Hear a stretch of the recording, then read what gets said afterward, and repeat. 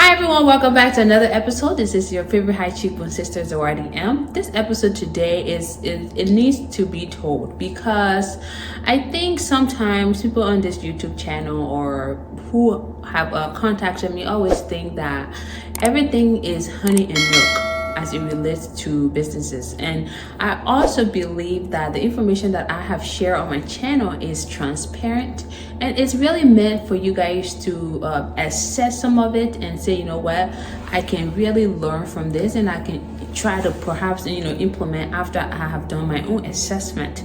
So yes, there has been a lot of successes in my businesses. However, there are still challenges that I have not discussed with some of you on this channel. So I want to say everything has not been honey and milk, and I will talk to you guys about some of the challenges that are on the continent itself, everywhere, because the challenges can be seen in the great country of Rwanda, Ghana, South Africa. These challenges are just everywhere on the continent. So one challenge that you will run into as you are doing business in Africa is biosensitivity. So I know in some African countries, Chinese products are more valuable than US products because of the pricing. In other countries, on the other hand, US made products seems to have higher quality and more value, so therefore people are more inclined to pay for those. So in my native country, Liberia, people value the US product than some of the other products. However, they still do buy it, so that's something to consider. So if you're looking to import goods into the country, you want to really take into consideration. You can have that issue there. That's a major issue, because your items could just sit there if somebody perceive it to have very less value. That's something to consider. The other thing is transportation. Okay, for many of you who are doing projects in Liberia specific, let me just talk to you guys about this for a second. Transportation is a major issue. When I talk about transportation, I'm not just talking about you having your own vehicle, but also road connectivity. In certain parts of the country, it can be very frustrating for not just you, but for also your staff members.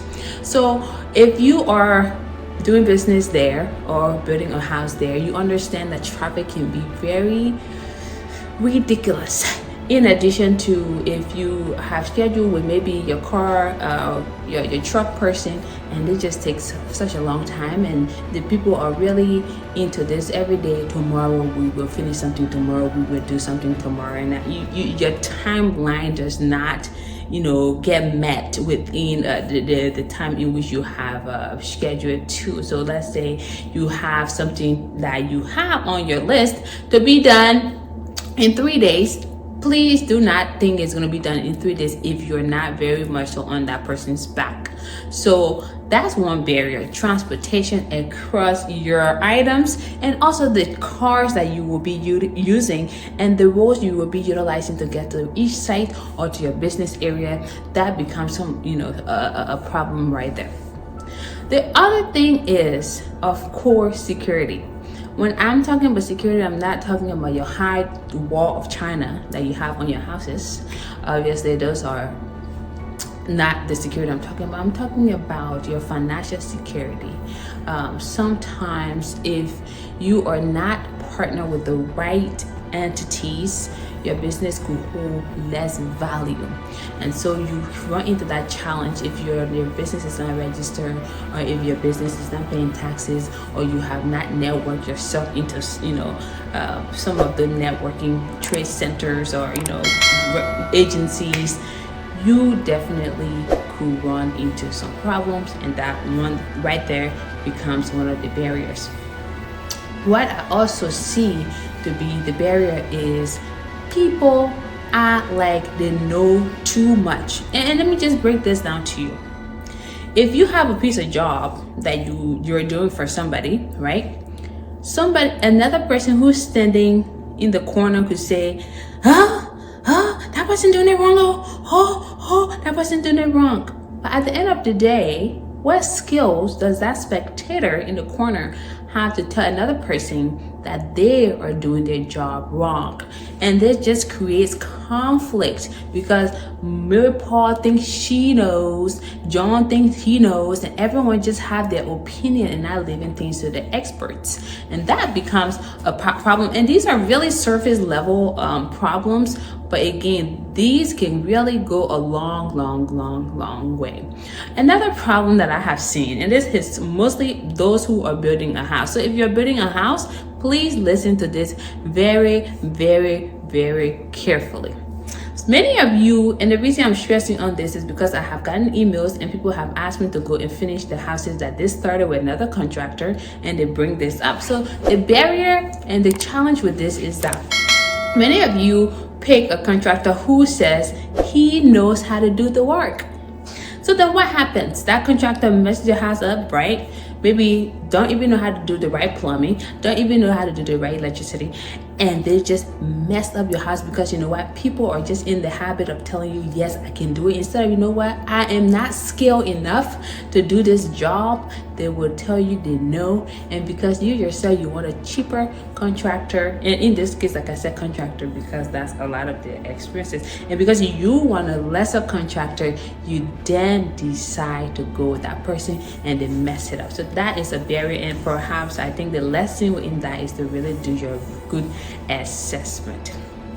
The last issue, and amongst many other issues, is sometimes people telling there is no money in the bank. Okay, I'm just being very transparent here because I think this is very important to know and how you can navigate it, because these are some of the issues that I initially faced, right? As a rookie, I faced a lot of these issues, and you guys know I do my barriers to progress and opportunities and do my SWOT analysis across everything else I do, and I tend to apply my Six Sigma course with everything I do in Africa these days. I have solved these problems. However, you have the issue of somebody telling you there is no money in the bank. So if you have your project, right, and or business to pay your staff or perhaps operational costs and other things to look through, and somebody tells you no money, what do you then do, right? That's something that is a huge problem. And it is my sincere hope that some of these problems can be easily or successfully alleviated, even if it's not all, but some of it, become removed, especially those that has to do with upper management or perhaps agencies that are above just the common people. No politics on my channel, but if some of these issues can be alleviated, that would definitely help people on the ground. I can definitely have part 2 to some of the challenges, but I will leave you guys here so you can take these in. All right. I do see opportunities always, but these barriers to progress are always very important to note when you're going to the continent. Is okay, these are some of the things that I can observe, these are some of the things that I can take into consideration, and these are some of the solutions that I want to have in place, projected solutions that I can have in place in order for you to become a successful person on the continent, because the opportunities are there. So as always, right, please stay blessed. Call your friend, your family, whoever it is that you have not heard from in a long time, to say hello, to say how much you care and love them, because life is very short. And somebody can be here today and they will leave you tomorrow. So just stay in touch, keep in touch. As always, be blessed. Thank you very much. Have a wonderful day.